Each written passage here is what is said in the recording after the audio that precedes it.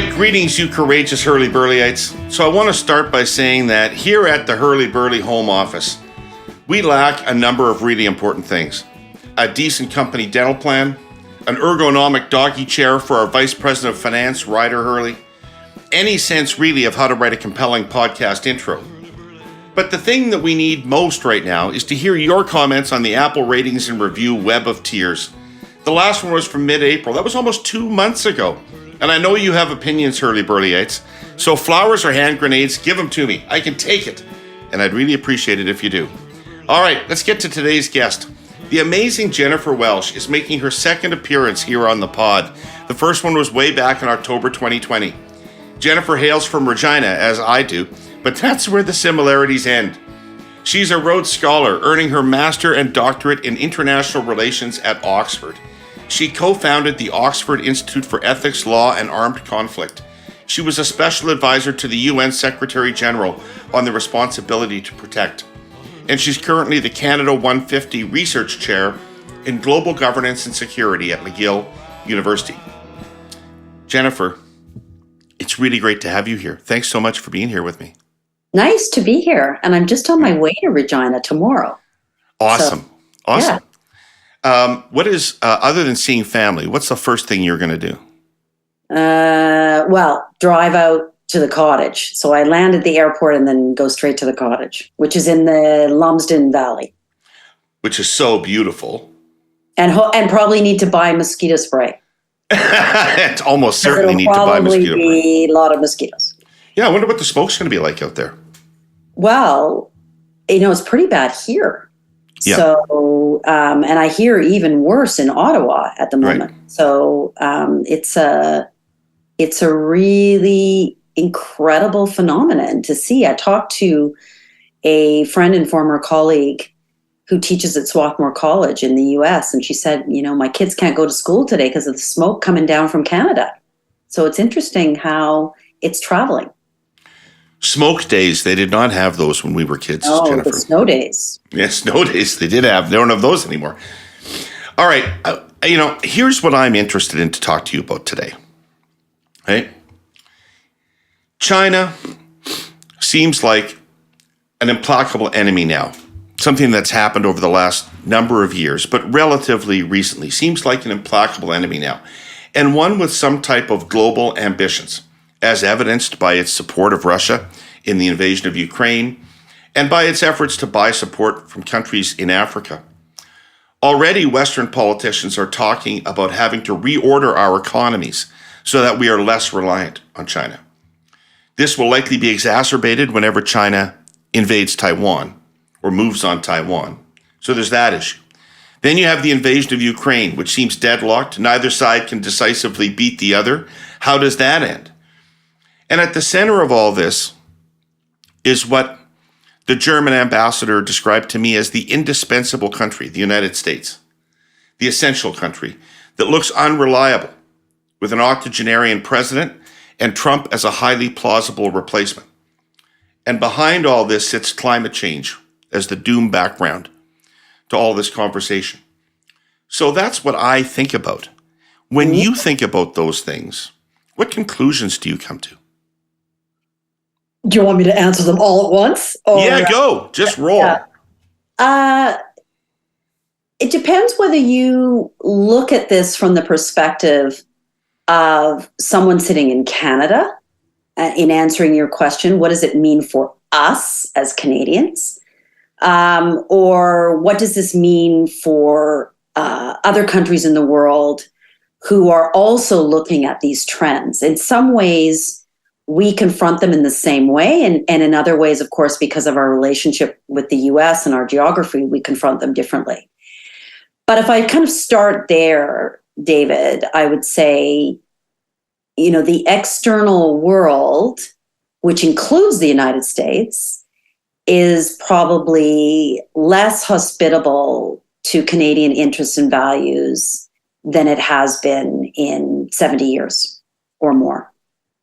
And even since the last time we spoke in the fall of 2020, the international environment has gotten more and more unstable.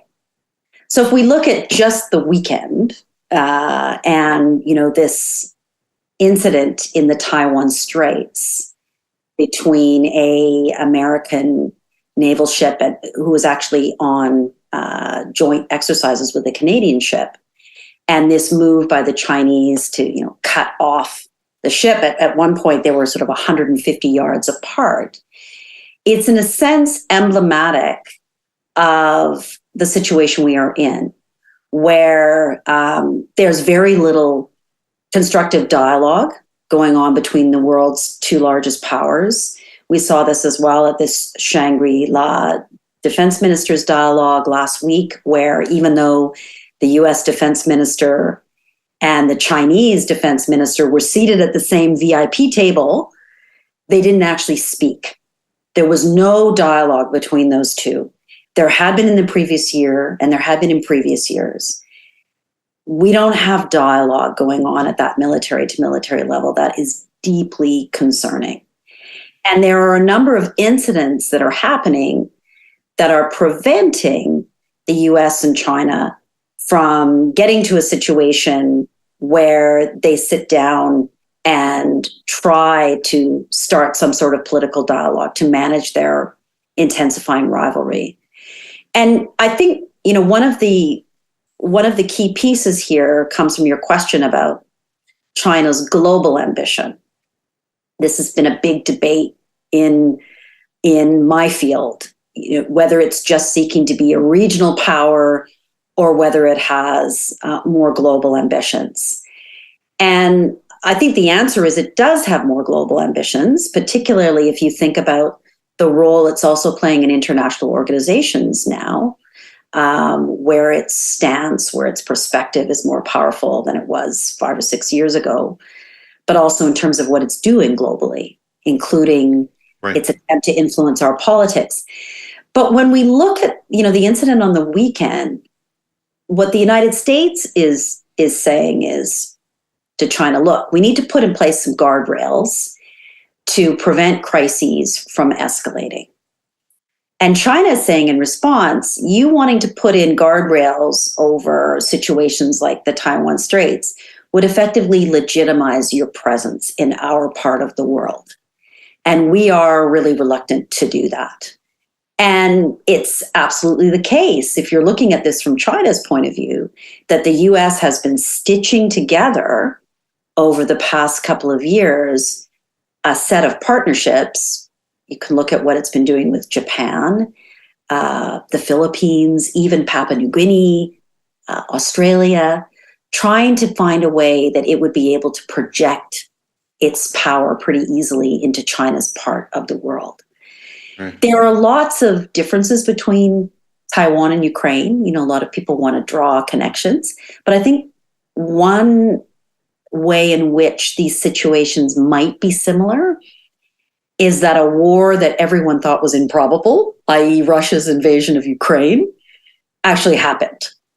And we also have many people saying, a war in Taiwan is maybe likely, but not probable. It very well could happen. Whether it's going to happen right away, as your question suggested, I'm not so sure about. I don't want to predict. But it's certainly the case that we have militaries planning for this eventuality. So we not only have a global rivalry, but we have a really dangerous and unstable environment. Well, wait a second. Let me just follow up with something on you there. Because surely to God, the world's not going to go to war for Taiwan. Surely the West will not treat Taiwan the same way it's treated Ukraine. China is not Russia. I can't imagine that there's going to be Western military equipment in Taiwan. Is there going to be? Well, I mean, I think it will play out differently. But right now, the United States, certainly from a military point of view, is planning for that eventuality. It's thinking about how it can project its power.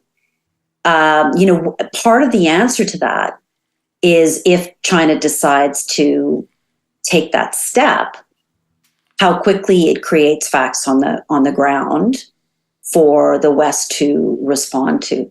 So I don't think we can say for sure it won't happen. You're right that the two situations are different in that Taiwan is a territory whose status is different from Ukraine's status. It's not recognized by all countries in the world. It sits right next to China. China sees it as part of its territory. But Western countries have taken a different view on that. And so I would not be so quick to say never. Interesting. You think the West will fight for Taiwan? Trump wouldn't fight for Taiwan. Sorry? Trump wouldn't fight for Taiwan. Trump wouldn't fight for Taiwan. I think it's unlikely. Yeah. I would not want to say absolutely they won't fight for Taiwan. Gotcha. Okay, so let's parse out to end on this, yeah, I think they want to maintain that uncertainty. Will we or won't we, right? So one of the things I think the United States took from Russia's invasion of Ukraine was we weren't strong enough in our indication of what we would do. We looked weak, we looked uncertain, and this fed into Russia's calculations. We can't do the same thing here. We have to send a message that we're very serious so that it creates that dynamic of uncertainty for the Chinese. Right. That they have to wonder what might happen. Yeah. CapEx. Is everyone familiar with this abbreviation? I was tempted to say abbrev right there. I can't deny it.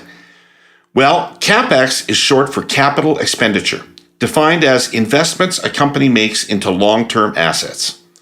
But you know what CapEx really is, Herle Burlyites? It's like Toto pulling the curtain back on what's really important to that company. Because invariably, companies put their money where their values are. So let's talk about that. Last week here, I was recounting how our presenting sponsor, TELUS, has been investing with social purpose in advancing our technology capabilities and the way Canadians live and connect since their inception. The latest headline, over the next 5 years, TELUS is putting over $81 billion into new infrastructure, operations, and spectrum in communities, urban and rural, right across the country. When you add it all up since the millennium, they've invested over $239 billion in their world-leading wireless and pure fiber networks and the infrastructure and operations that surround it. Okay, so let's put a pause on all the gigantic numbers and try to go deeper. These are transformational investments TELUS makes, improving the way we live, community by community, as they create opportunity based on what we value as a collective. How we modernize our healthcare and get better access to it. How we make our food supply more sustainable and make the planet healthier in the process. How we can learn from anywhere and do business with the world from even the smallest corners of the country. Like I said before, Herle Burlyites, a Canadian company putting their money where their values are, in the well-being of our people and the systems that support it. Aren't those the kind of investments we should be leaning into? There's more to this story at TELUS.com. Let's delve into something you said at the beginning about uncertainty about what China's ambitions actually are. What do you think China wants? And is this policy that they've been pursuing in recent years, is it a personal mission for Xi, the current leader, or is it more rooted in Chinese culture and history? I'm not sure I would say it's rooted in Chinese culture. I think history is important here. So I want to preface this by saying, I'm not a China expert. I don't speak Chinese. But the way I think about this from a configuration of great powers is that the Chinese have bristled at this notion for a while that this is China's emergence or China's rise that we're seeing. And instead to say, this is China's reemergence, its reappearance. It was a great power, and then it experienced a long century of humiliation, of penetration by Western powers, and this is about China coming back.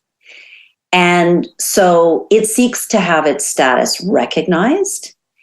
It seeks to play a global role, remember, it has a seat on the UN Security Council already, and so already has been recognized as one of the key players in terms of managing international threats to peace and security. So there is a sense in which it wants to be viewed as a major global power with global reach that plays a role in the management of the international system, and that it's not a taker of the rules from the West, but that it's also contributing to making those.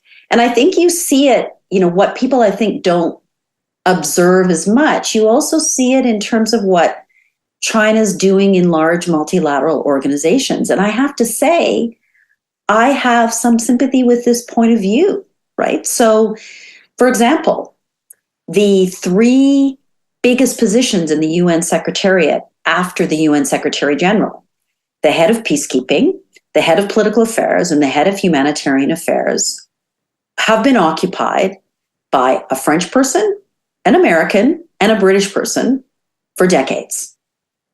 Ask yourself, that just and legitimate in the world that we're living in? Right. Is that still appropriate to have major roles in international institutions being dominated by only Western powers? Now, the Chinese have other roles that are important, and they are beginning to take those. So there's a sense in which we have to acknowledge the changing distribution of power. Well, this was the impetus behind Paul's creation of the G20, which was you could not possibly have meaningful conversations without the Chinese at the table, and they weren't part of the G7, right? Yeah, absolutely. So, some of those aspirations, I don't think we should necessarily see as aggressive. And I think there are others who share those aspirations. If we think about countries who have been wanting to have Security Council reform for a long time, India, Brazil, others. So, but yes. Well, why would they be supporting Russia? So that's fair. I hear you. But why are they supporting Russia? This is a good question. And why the no limits friendship? So I think there are 2 ways of thinking about this. One is that the support for Russia is very strategic, in that in so doing, recognizing Russia's isolation, China manages to increase Russia's reliance on it, right? Right. Yeah, so you're effectively making Russia a vassal of China, which is in China's interests. And as China becomes, and as Russia in your interest in a certain objective, though, right? It feels not like we sort of want to be a bigger part of the play here. It feels more like we want to be, if not equal, we want to be, if not running this show, at least equal, right? Yes, absolutely. And I think the other reason, and this is harder to explain, not given so much the United States, but given China's interest in Europe, right? So China has a massive interest in a strong economic relationship with Europe. And this is where I think its position has been so difficult to both understand, but also support, in that, this is a war in Europe's backyard. Prior to this war, there were a number of European countries who were trying to forge close economic relationships with China. That it really damages its economic interests. And this is why it's held back so far and said, yes, we support, we're not willing to condemn what Russia is doing. We abstain on that. But we do not send kinetic, equipment to help it actually win the war. Instead, What we're doing is something short of that. But it's certainly offering very strong diplomatic support. Well, and economically, they've offset the sanctions significantly, have they not? Absolutely, as have others. But there are other countries that have also not joined the sanctions. They might have condemned in the UN the Russian invasion, but they also haven't joined the sanctions. So, there is a sense in which China's interests here are because the West is greatly diverted and weakened and challenged by what Russia is doing. And so, China is playing that game. Right. And that this particular conflict bogs the West down, significantly. And that's certainly true. Right. Where is China in terms of its alliances with the rest of the world? Where does China stand with the other countries in Asia? Where does China stand these days in Africa? And perhaps most importantly, or at least it's the thing that preoccupies me, is are we losing India to China? Yeah, that's in a sense the great, some would call the jewel in the crown, right? Right. Where is India going? And so when I describe to you that kind of web of relationships that the U.S. is creating in the Indo-Pacific, its bigger concern is where India will tilt. And what you see right now, I think, is an attempt by the West to help India increase its defense capacity. I mean, when the war started, Russia was a major supplier of Indian military capabilities. It couldn't turn off that tap overnight. I mean, remember India's neighborhood, right? It's engaged in a very difficult environment where it needs defense capabilities. And it does not want to be caught in a rivalry between China and the United States directly. I mean, this will be very difficult for India. So you see it and a number of other countries. I mentioned Brazil, I mentioned Turkey, I mentioned Indonesia, we can think of South Africa, where they're understandably trying to hedge. This is the phrase that a colleague of mine, Matthias Spector, a Brazilian academic, in the May-June edition of Foreign Affairs, the big publication for my field, he says in defense of the hedgers, the fence sitters. And he talks about because they don't know where it's going. They don't know who's going to win this fight. They don't want to. They want to maintain room for maneuver. Mm-hmm. They don't want to bog themselves down in one direction. Yes, Russia's implicated in this war, but they haven't concluded that it's lost its staying power completely. Mm-hmm. And as you say, with a very unpredictable United States, if we have a different presidency. So they are actually being very smart. I mean, hedging and fence sitting is it's an old strategy. So they don't want to be locked into a particular path, but also remember the old Cold War. It wasn't kind to these parts of the world. No. And this is not a story they want to see repeated. They also want Western countries, and to a certain extent China, to step up on the issues they care about, which is trade, climate change, global health. And so when you ask where China is in Africa, it's very much trying to respond to those concerns of South Africa and others. And by the way, in your opening, you made it sound like China's foray into Africa was quite recent. It's not. It's been going on for a very long time. And Russia's relationships in Africa run very deep. So and part of those are... Where did those come from? I'm unaware of that. They come, if you think about South Africa, Russia was a great supporter of anti-apartheid, right? And so you have a long period, and also during the Cold War. Great supporter of apartheid, or a great supporter of South Africa during the anti-apartheid, right? The anti-apartheid movement, condemning of apartheid.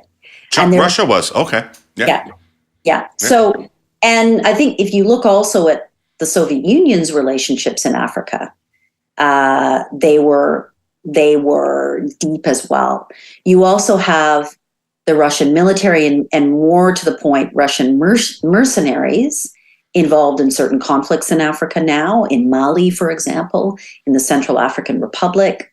So these relationships also run deep. And when we're looking at why these countries do what they do, there's sometimes some head scratching in the West, right? But we need to understand those historic relationships and the nature of those. Well, China just bought it, didn't they, in Africa? I mean, Terry, my my wife used to be on the board of the World Bank, and she would tell me the conditions that the World Bank and the IMF would try to put on countries that were looking to them for money. And subsequently, I've heard an expression that, if you're an African nation and you come to the IMF or the World Bank for help, they ask you to cut your social programs. And if you go to the Chinese, they cut you a check. I think that's a little stark, but yeah, there's a way in which the Chinese have operated with respect to Belt and Road and also infrastructure financing for African states. And there is a whole set of asks that the West place on those states. I think you can see that they're still very interested in engaging with the World Bank and Western actors. And I think particularly now, the race and the campaign to help with green infrastructure, both through public but also private financing, is a really active one. Okay. All right. So, friendshoring. Friendshoring is a concept that Janet Yellen in the States started talking about, and Chrystia Freeland here in Canada has taken up. And at the core of it is the belief that China is too unstable a relationship to have critical supply chains relying on it, and that the Western world cannot be hostage to China in that respect. Is this a policy that makes sense to you? And there's certainly an economic cost to it. And is it a cost we should pay? Yeah, I mean, it's a great question. I think the way I would describe it is not even so much about China being an unstable partner as Western countries not wanting to be in a situation of coercion, of being, forced to do certain things. Right. And that it also has another component to it, which is that friendshoring also means building up the economic strength of other democratic allies. And we are, more broadly, I think, we are seeing forces of deglobalization, right? I mean, friendshoring is a symptom or an aspect of deglobalization. And whether that makes sense or not, to me, the question isn't really about that. Is it happening or not? It's more a question of fact. And I think it is beginning to happen. And therefore, the idea that we want to reconfigure supply chains in order not to be subject to forms of coercion does make sense. It's going to cost. And that has to be a cost for political. I mean, we have in the past paid costs for political reasons. What's interesting about the era of globalization is that, we lived for a time where we thought politics didn't matter. That's right. There's all about economics. It was all about economic exchange. I remember reading things in the 1990s, the state's going to wither away. And what this has revealed to us, which is the title of my next book, by the way. Oh, really? Politics matters in lots of really profound ways, but it also means you have to be willing to pay a cost for political factors, because purely economic factors might be the lowest, or rationale might be the lowest cost, but oftentimes for political reasons, you have to be willing to pay. And so I think we are seeing this. I think we will see more of it. The big question, and this is not something I can give you a good answer on because I'm not an expert on it, is the semiconductor question, right? The chip question. Is it really fully possible to friendshore on the production of semiconductors? And I've heard conflicting things on this. I've heard people who have said it's absolutely impossible.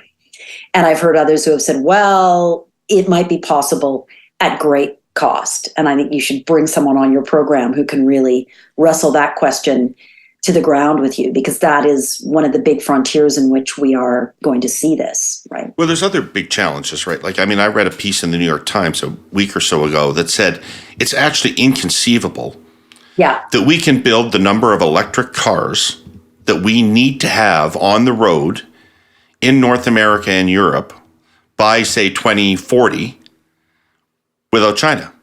They control too much of the minerals that are required, too much of the processing capacity that is required to make batteries, that it's just, they make the batteries. We can't do without them. Yeah, and I think time horizon is absolutely right in the way that you phrase this, right? In what time period are we talking about? And it's why I think we come back to this question of what kind of dialogue are we going to have between the US and China? Because, our Indo-Pacific strategy that we developed, has the phrase, we will compete with China where we must and cooperate where we must, right? And there are a number of issues on which, and maybe it says cooperate where we can. I don't know what the exact quote is. I once knew it, but it's been. They would have been talking about climate change. Yes, but yeah. I think on other things as well. I think on pandemic preparedness and response. Sure, right. I think on, other issues as well. And so there needs to be dialogue, but there also needs to be dialogue in terms of economic exchange, because the huge difference from the Cold War of the past was that, those economies were not interdependent in the ways that ours are. China knows that as well, right? And it is, when you talked about India a moment ago, I think the other piece of this that we need to remember is that China's population is plateauing. It is encountering demographic challenges. Its question marks about its economic growth are being raised. They've got no women. They've got no young women. Yeah, and its middle class is also demanding action on things like pollution and climate change. So it faces a set of internal challenges as well. That is part of the explanation for why Xi Jinping acts the way that he does. A lot of it has to do with internal pressures and internal politics, and just the sheer task of governing a country like China with that kind of expansive territory, with different minorities. It's not easy. It's not easy. So I think we need to remember that China's not standing still in the world that we're living in. We are adrift nowadays on uncertainty. We have less control than we did a few years back. There is no single explanation for it. Maybe Harold Macmillan's famous quote, "Events, dear boy, events." Naturally, the partners in Canada's supply chains abhor uncertainty. Our sponsor, CN, copes by exerting ever more precise planning. Massive sectors of our economy depend utterly on rail to move minerals, fuel, and grain to market, and that's naming just three. The logistical complications involved in coordinating millions of tons of cargo within a North American network that basically runs on one or two sets of tracks are staggering. Good forecasting is crucial. So is data.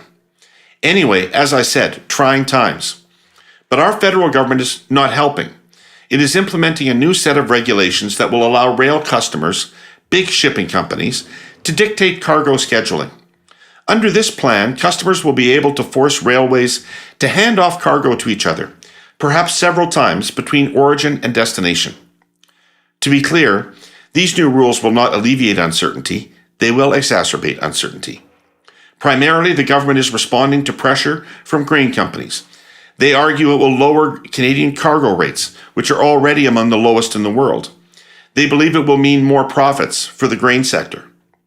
Again, though, uncertainty. What about other big sectors? Presumably, they'll be able to start dictating cargo schedules as well. You don't need a doctorate in economics to imagine the kind of chaos that will create. And without question, the costs of all that increased uncertainty will be passed down the line to the consumer, who's already paying more for just about everything. CN respectfully submits that the real antidote to uncertainty in our supply chains is not more regulation. It will happen when all players, shippers, receivers, terminals, railways, truckers, everyone, begins to collaborate and coordinate, and to share data from each link in the supply chain. There are solutions. The government's plan is not one of them. Okay, so things are very confused in Canada, I think, because, we used to think of ourselves as the people that led the way in opening up to China, with Pierre Trudeau opening up Canada to China, recognizing China before the United States did. And then there was this happy period seemingly through the 90s and 2000s where China was both a source of great cheap flat screen TVs and phones, and also was, on its way to becoming a liberal democratic capitalist country and ally. And Canada was fully on board with that, Team Canada missions and the whole thing. We were embracing China. And then now, relatively suddenly, we've descended into this pit where, they are ducting our people arbitrarily, where Xi is lecturing in an embarrassing fashion our prime minister in a public forum, and where suddenly we, they're interfering in our political processes and our elections, and all of a sudden we have to do a 180-degree virage. So what ought to be Canada's posture to China? Well, in many respects, I think the Indo-Pacific strategy that we released is a productive way to think about where we are. I think, I can quibble with certain aspects of the strategy. I think it's incomplete. I think the money, the devil is in the detail, and the money needs to come to make it happen. I think Asia is about more than China. And what Canada needs to do is think about the region as a whole and the different countries there with whom we want to have closer relationships, who, by the way, are really concerned about a more bellicose China. Like Vietnam, for example, you're talking about. Vietnam, right? South Korea, two examples. I think what we've seen, as you've alluded to, is a huge shift in our political class and the Canadian population over the last 5 to 7 years with respect to China, both in terms of what it is doing to push at certain rules of the road in the international system, for example, in the South China Sea, some of its more bullying behavior, but also what it has done directly with respect to us. But we're not alone. I mean, the sort of trade coercion that China has engaged in, it's also done with countries like Australia and others. So I think we're in a position where we realized we have to be part of a group of liberal democratic states that are going to try to more cohesively support one another in terms of attacks on our democracy and defending liberal democratic values where we can and where we must. And that our, long-term strategy of engagement with the hope of an evolution in China has to be recalibrated, right? And so the Indo-Pacific strategy talks about this. Right. I think, that is the framework in which we now need to think about individual policy decisions. As I say, I don't think it's a perfect document, but I think it is a step forward we can take. I think where it perhaps is weaker is on the military side in terms of our military participation in the Asia Pacific. But to be completely honest, at the moment, we are also facing enormous pressures in the Arctic, right? Where the effects of climate change have also opened up the Arctic to more easy passage, where the question of what Russia and China are doing, Russia as another Arctic power and China as a country that's interested in the Arctic, that may be where we have to spend more of our military resources in the short term. Okay, two quick follow-ups. One of which is, should we be concerned as Canadians that we were left out of this arrangement between America, Australia, and Britain, the submarine program? Well, I think we should be concerned if we feel that it gives us it excludes us from important strategic decisions in the Asia Pacific. If there are ways for us to have our voice heard and to have influence elsewhere, then it's less concerning. I mean, our hardware is different. But I do think, from the perspective of our engagement in organizations in the Asia Pacific, we need to increase it. And we've talked about doing it in terms of the economic framework for the Asia Pacific. We need to be more present in that region. And that, again, comes back to money. And it comes back to the quality of our foreign service to be able to do that, to actually train our diplomats and our trade officials and other officials. We need to be more present in the region, for sure. Okay, so military spending. So there was a little bit of kerfuffle in Canada a few weeks ago when it was reported that the Prime Minister had apparently said at a NATO meeting that Canada would never meet its 2% target of GDP spending on military. If we were to do that, what would change? Would it be a purely moral statement that we're living up to our obligations, or would it materially affect the West's defense capacity, or would it materially affect Canada's voice internationally? That's a great question. I mean, at the end of the day, it is a percentage. And so from a NATO perspective, it's a percentage that demonstrates a certain level of, commitment. Yes, it would enhance the West's military capacities, but our economy is, not as large as the United States, but it's a G7 economy. So it would enhance our capabilities. It would allow the West to think about how more Canadian military capacity could be added in a complementary fashion to what NATO is developing. I mean, with 2 new members coming in, NATO thinking about its overall strategic posture and its military capability. I mean, this is something that will be ongoing over the next period. So yes, it would increase, I think, in some tangible ways, but it's not going to revolutionize the West's military capacity. I think already, given the level of support we have given to the war in Ukraine, and given our contribution in the Baltic states, Canada is doing significant things in NATO. Yeah. I think the question is more vis-a-vis our relationship with the United States, right? Would that allay some of the concerns that the U.S. has about the Arctic region? I think where we need to be really focusing is on NORAD modernization, is on the Arctic, and on having a deployable capacity for the types of missions we see the Canadian military as potentially needing to engage in over the next decade. I think that's where we really need to be thinking.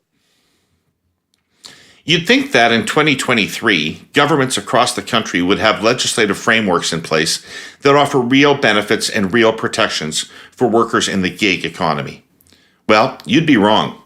Legislative inaction has led to an historic moment here in Canada because it's not often that you find labor and industry coming together. But that's the case for our sponsor Uber and their collaboration with the United Food and Commercial Workers of Canada.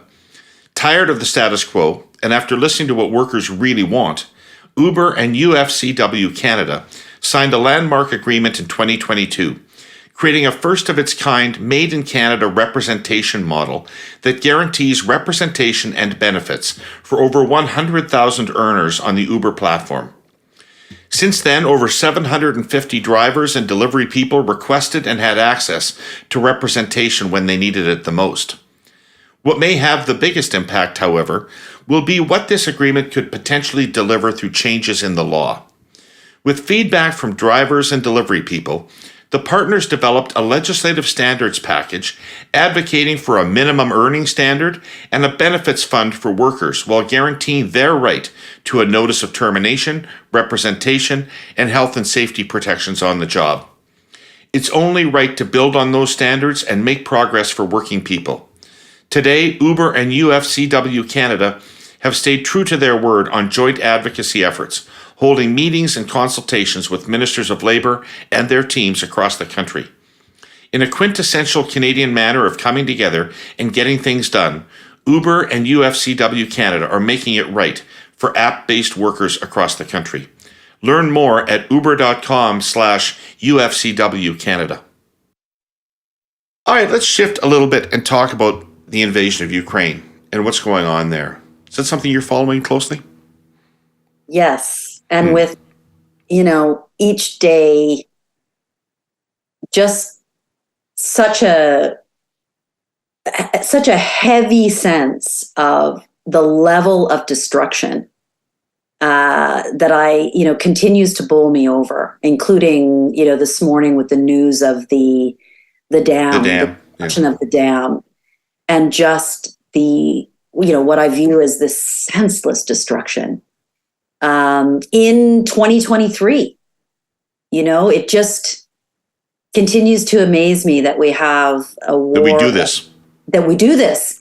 And that we conduct war this way, and the degree to which some of the attacks on civilians have been normalized, that this is seen as part of the repertoire of conducting war. It is not a regular part of the repertoire of conducting war.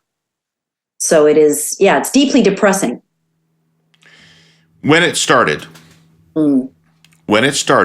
everybody from the West said the following: this war will end with Russia's retreat from the Ukraine and Putin's removal from office.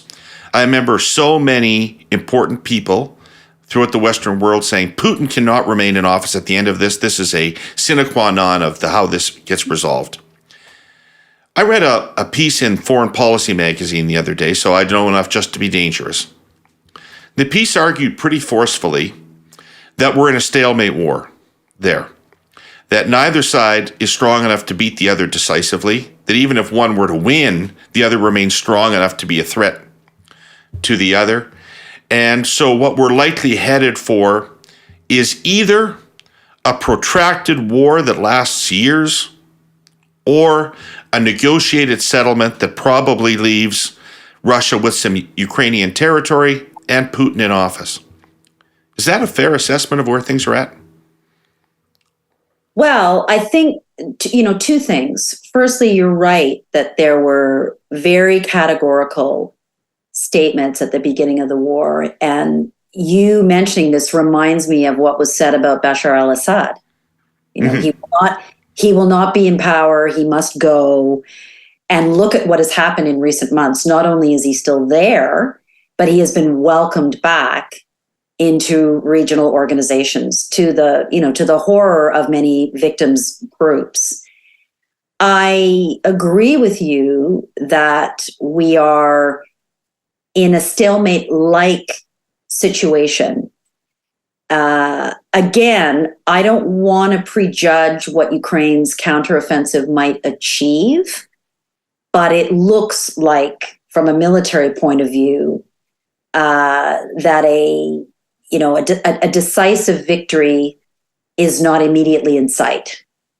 And therefore, if I put my hat on about how wars end, they end typically in three ways. They end either by a defeat and the retreat of forces, they end by negotiation, or they don't really end. As you say, they continue on in a slightly lesser form, in a different form, with contested territory. And we have examples in the world. Think of Kashmir, think of other places of contested territory.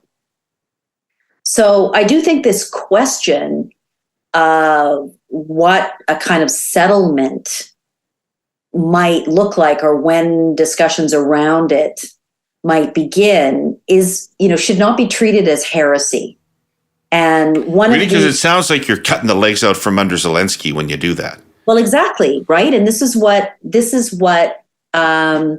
those who want to talk about negotiation or settlement get accused of doing, right? That you are legitimizing, that you are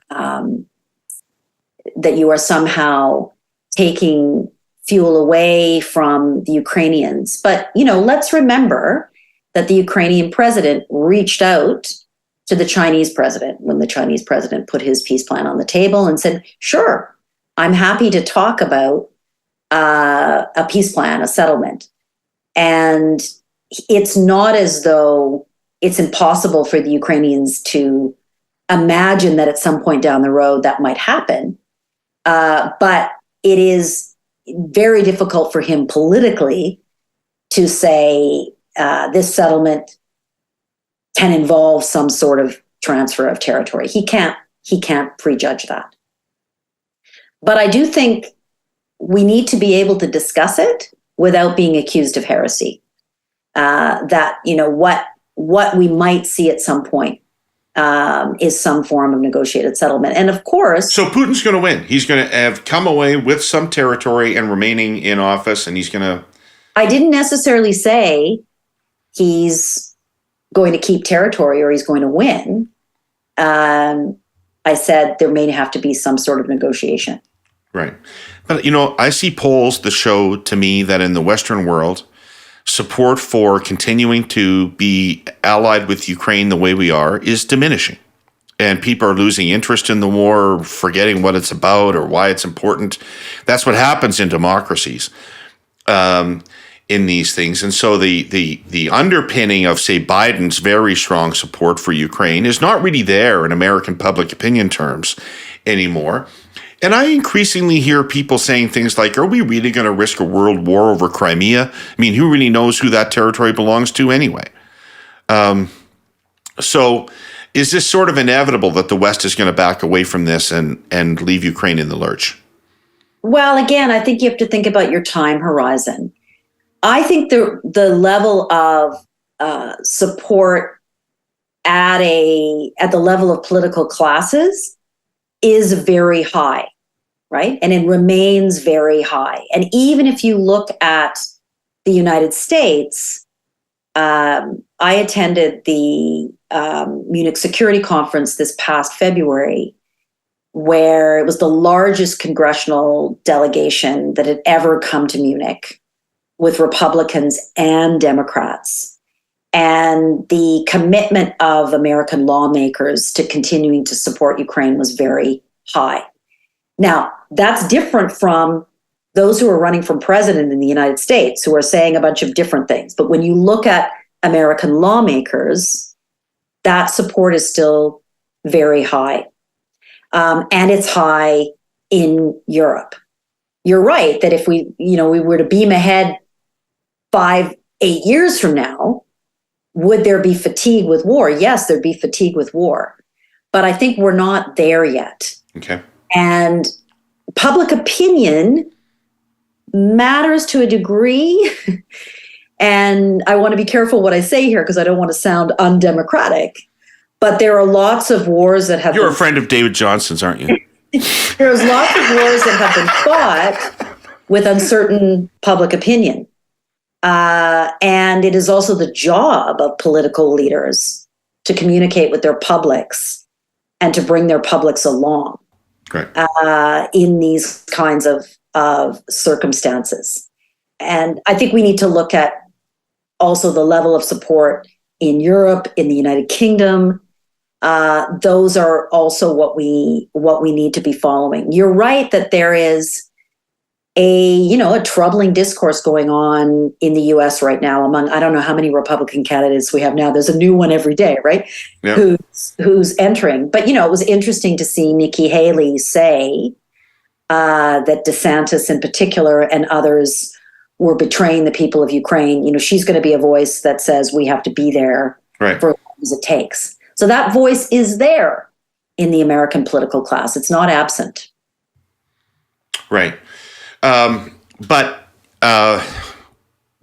we get into the States is a whole different conversation. Let me just ask you one last question about Ukraine, and it's about Canada's contribution to Ukraine. So when you read the Canadian media, all you hear about the military is that our tanks don't work, and that soldiers have to buy their own helmets and meals. Is Canada making a meaningful contribution to the defense of Ukraine right now? Yes, I think we are within our capabilities. Well, wait a second. That's a huge caveat. Yeah, I mean, we have sent valuable equipment that they have told us that they need it. If you look at what they are asking for right now, we're not in a position to deliver that, right? Which is fighter jets. But we've been engaged in training. We've been providing certain, military vehicles that they have found very useful. But you're right. Has it made the difference? Canada alone? No, right? It's not made the difference. There's been a lot more significant equipment that has come from elsewhere, but it's been important. And our level of support financially, our level of support on questions of refugees, on humanitarian access, on training, which I don't think is insignificant, has been important. But we couldn't suddenly manufacture, and this goes back to your money question, right? I mean, we have a massive problems with procurement in this country. Even if we wanted to, we couldn't have delivered everything that would have made that difference. But you're quite right to say that we need to be modest about what difference our hardware has made, but it's not been insignificant. It's not made the difference. Okay. And a senior person who's a very strong backer of Ukraine told me that the reason Ukraine can't win the war is because the West will not allow them to shoot at the people who are shooting at them. So Russia lobs these missiles over and destroys their cities, and Ukraine can't shoot back at those people. Should they be allowed to? Well, if you're talking about attacking civilian targets, no, they should not be allowed to, right? But can they go after Russian military installations in Russia? Well, if you are trying to defend yourself, you, in theory, should be able to attack those elements, locations in the country that's attacking you. But you can't use an American weapon to shoot a Russian target right now, can you? The Ukrainians. Well, they have placed caveats around that. Yeah, right. They have placed caveats around that, and you're absolutely right that is a massive problem. And this is why we're seeing the dance around who's responsible for certain kinds of attacks. And those caveats are really, really difficult. Are they reasonable? The West is afraid of escalation. So they're reasonable from the West's point of view. They're not reasonable for the Ukrainians because the Ukrainians would like to take the war further, right? So at the moment, what you're describing is important at a certain phase of the war. At the moment, what we're doing is, fighting along certain fronts. Mm-hmm. And for that, Ukraine has a lot of what it needs. But if the person who was providing this viewpoint to you was suggesting at a certain phase of the war, they have to be able to attack those installations. If that's the case, I might quibble with, right now you have really effective air defense systems that are shooting down most of what Russia is sending. There's an assumption there that that has to happen at a certain point. It may not, right? If we see Ukraine being able, through a counteroffensive, to contribute to some form of a significant Russian retreat, that may change the battlefield facts, and that may prompt a change in decision making. So I think that assumption is that at some point that may be needed. I think we could debate that. But you're right that in theory, a country that is being attacked has the right to attack the source of that aggression. Yeah, they've got one arm behind their back right now, right? Yes, you're drawing me out on this to a certain extent. Yes, but what you have to do is place that in the context of Ukraine could also not be doing as well without the support of the West. Right. And the West's conditions are that the strategy unfold in a certain way. So they might not be as far as they are. They might not be where they are without that support. So that's a bargain that has to be continually negotiated. If I was the president of a country that bordered on Russia, that was part of NATO, two things would be true. One of which is that country would be in real trouble because I was their president. But the second thing is that I would be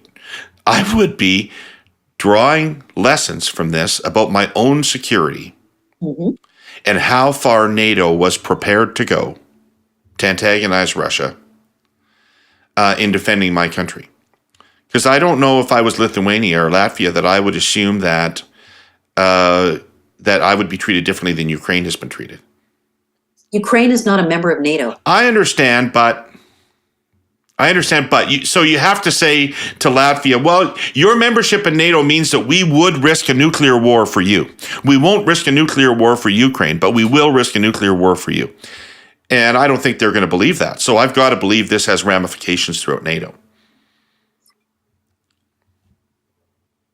Sure. There is a logic here which says we don't have the same confidence level in NATO about the robustness of Article 5, right? That an attack on one is an attack on all. Right. I do think it is a significant difference that Ukraine is not in NATO.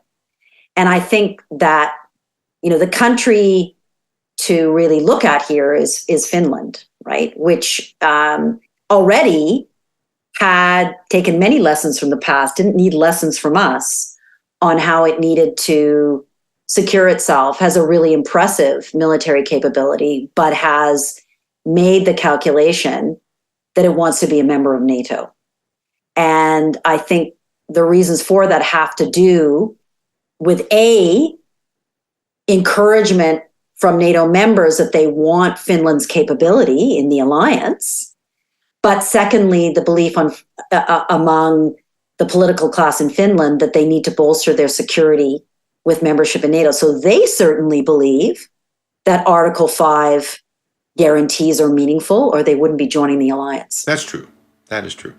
But you're right that we're really seeing the limits of collective defense as a doctrine, which is why these alliances, and it's what makes the Americans so uncomfortable, entail this willingness to live up to your responsibilities, or the credibility, the house of cards falls down, right? And, we're at a moment where NATO can't be a house of cards.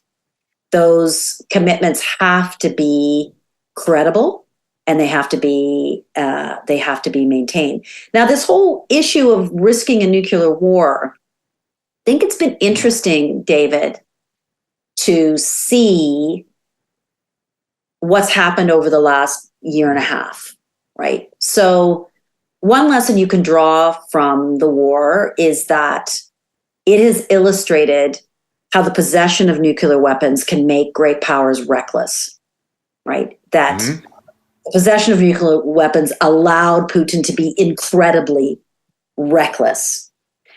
I would argue that that's partly true, but I would argue that there was additional factors that made Russia reckless, including a specific ideology and mindset of the Russian president. I don't take from that message, ergo, all possessors of nuclear weapons are reckless. Right. And the degree to which people have believed the credibility of Russia's saber rattling, I think we've seen evolution in that, right? That is it.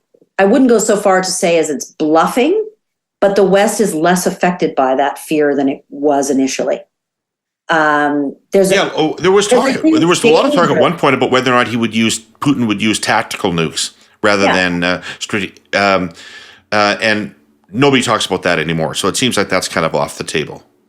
Well, I think there's a belief that that's less likely, and so when you frame this so starkly as "Are you willing to risk nuclear war?" I don't think that that's the core of the risk that we confront, right?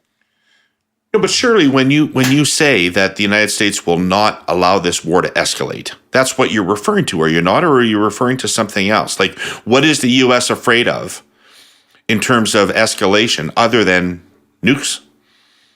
Well, I think that's part of it, of course. But I think it's also an escalation of the conventional war that could bring in others that could be much less predictable. So there are various aspects to escalation, including if Russia's fate is really in question, what some of its allies would do in terms of military assistance, which they haven't yet done, right? So there are different dimensions of escalation. Yes, you're right that I am thinking about that, but I'm thinking about other things as well. Gotcha. Okay, let's in our few remaining moments, let's turn to the United States, which, as I referred to earlier, Sabine Sparwasser from the German ambassador to Canada, when she was on this show, referred to the United States as the indispensable country, and she did not think it could be replaced. American leadership could be replaced. So here we are, a year and 2 years roughly from an American election, which Donald Trump could easily win. And he's no fan of NATO, which we know. And he wants to settle with Putin immediately, which presumably means just giving him land. What are the implications, both in Ukraine and more broadly, of another 4 years of Trump?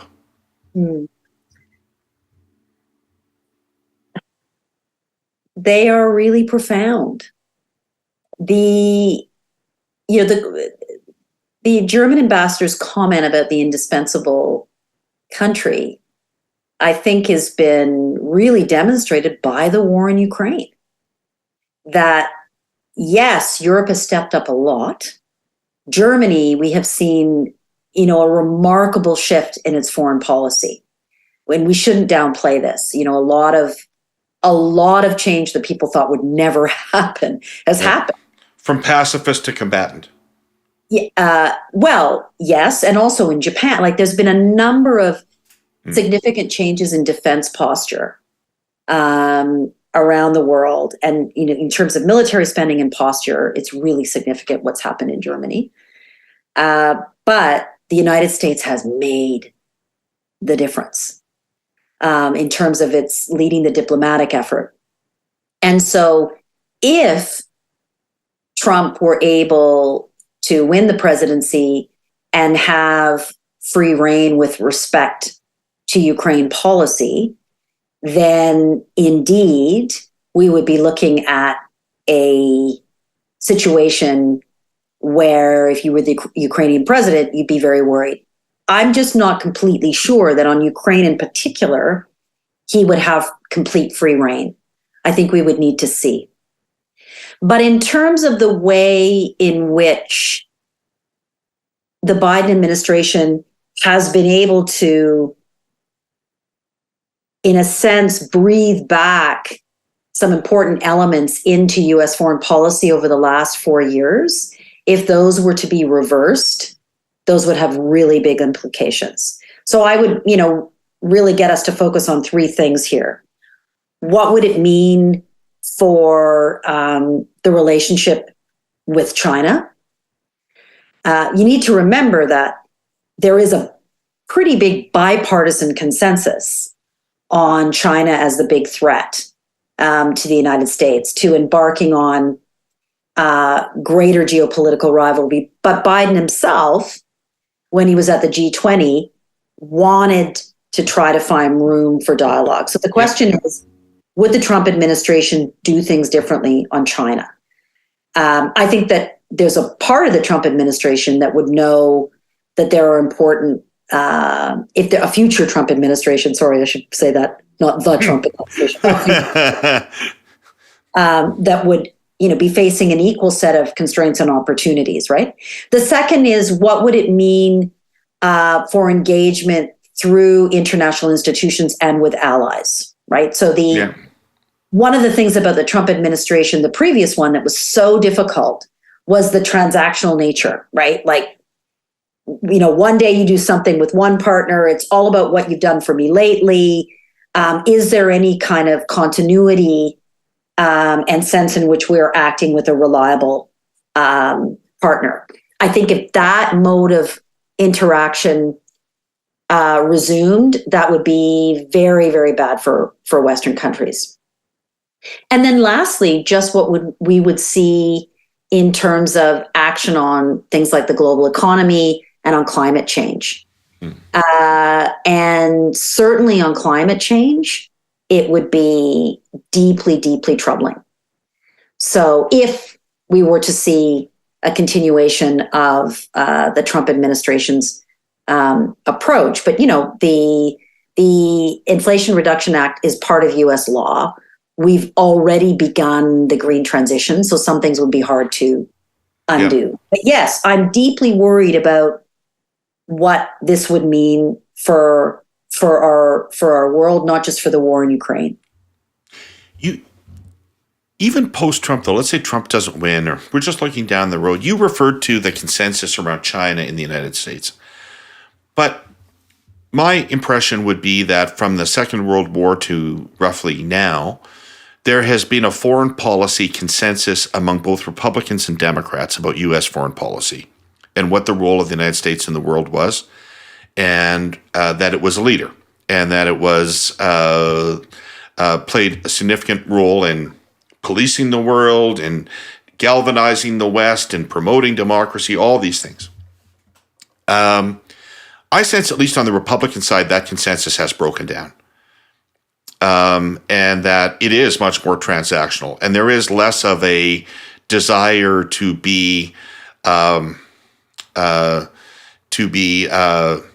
altruistically the world leader.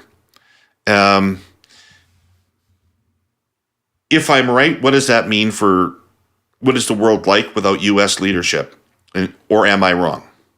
You're not fully right. I think even predating Trump, we saw the retreat of the United States from leadership roles, a different way of engaging multilaterally, a loss of credibility in its leadership.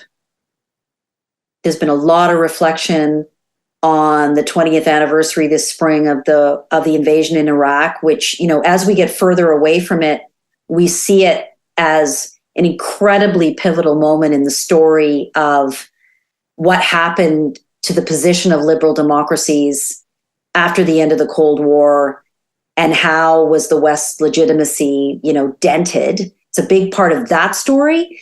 And even the Obama administration, and certainly the George W. Bush administration, there hadn't been that robust leadership that you describe for some time. Now, obviously, a lot of those trends were exaggerated under the Trump administration, and much more, particularly in terms of international institutions. And I also think, as I said a moment ago, that there are Republican lawmakers who are committed to a U.S. role in the world, but it's a very specific one. And it is different. And it's certainly protectionist. And it's certainly of a very particular flavor. And so there has been a shift. The U.S. is an indispensable country, but it is not leading the world as it once was. We're in a very different place from the 1940s and 50s and 60s, even without another Trump administration. Right. So when you look at all that and you're at home with a glass of white wine or a scotch, whatever is your preference, and you're just sort of contemplating, Do you come to the conclusion that the West is in inexorable decline? That's a strong word, inexorable. What I would say is in relative decline. Yes, it is. Because if you just look at the shift in power, it doesn't mean we aren't powerful. What it means is we are less powerful as a force globally. And we'll be 10 years from now, and we'll be more so 20 years from now, and even more so 30 years from now? Well, I think in the next decade, again, we have to look at some of these demographic trends. But yes, in terms of the relative rise in power of Asia in particular, not just China, but also India, other parts of Asia, we will be relatively less powerful.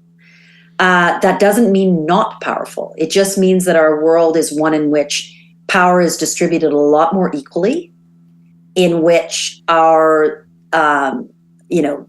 structures of diplomacy, the way in which we try to address problems together has to shift in light of that shift. And to me, it's a factual question. It's not a normative question. It's just, where is the power balance? That doesn't mean that our system of government, that the values we stand for aren't important any longer, aren't powerful, but we have to recognize that there are different centers of power. There are competing models of governance. There's certainly competing models of economic development. There are different ideas out there. And that makes the world much more of becoming a level playing field. It's starting to feel like the end of history wasn't just wrong, but like 180 degrees wrong. History has returned, of course. As you have noted in your book. I would say that, wouldn't I? But, I also think it's really important to not get carried away by these big structural changes and say, therefore, there's nothing political leaders can do. I think the position we are in today is partly the result of demographic, economic forces. But there are also different decisions, policy decisions that could have been made. Individuals would have behaved differently. I mean, we are living right now with a situation in which an individual has made a massive difference to the way our world looks in terms of the war in Ukraine. So we just need to be careful about sitting back and saying we're at the whim of these structural forces. Also because I want to give Western countries some culpability as to where we are. I mean, I mentioned the Iraq War, but we can think of other examples. The financial crisis of 2008. I mean, there are many things that explain why the optimism of the 1990s and the early 2000s did not lead to, greater stability internationally. And let's not absolve policymakers of their responsibility. Okay. Well, let's wrap this up then with all this conversation as the backdrop. Do you have any particular advice for Canada moving forward in terms of what kind of positions we should take, what kind of alliances we should look at, how we should do anything differently than what we've been doing? How much time do you have? On this show, as much time as you need. It's nice to be asked. I would say to start, and this is something that a number of us have been saying, is that, and we're beginning to see it, David, but not enough, our leaders, political and military and otherwise, need to be talking to Canadians much more regularly and much more transparently about the types of threats we are facing as a society and how the world has changed. We do not see enough of that. And there are countries in the world that do, annual national security updates. We need to be talking to Canadian. I mean, part of the fallout from what we saw with Chinese interference in elections has been greater discussion about what's been going on in our democratic process, but what is also going on generally. We need that because otherwise it's going to be very difficult to have the support for the kinds of decisions and changes that we are going to need to make as a country. Yeah. I think that's the first step. I think we need to make our Indo-Pacific strategy real, not just on paper. I think that means money. That means money, but that also means political presence, and that means consistency and a long-term engagement. I think we also need to look at the Americas very differently. And that is because the Americas, and I'm talking about south of the United States, what happens there matters greatly for American politics and American foreign policy, and therefore it matters to Canada.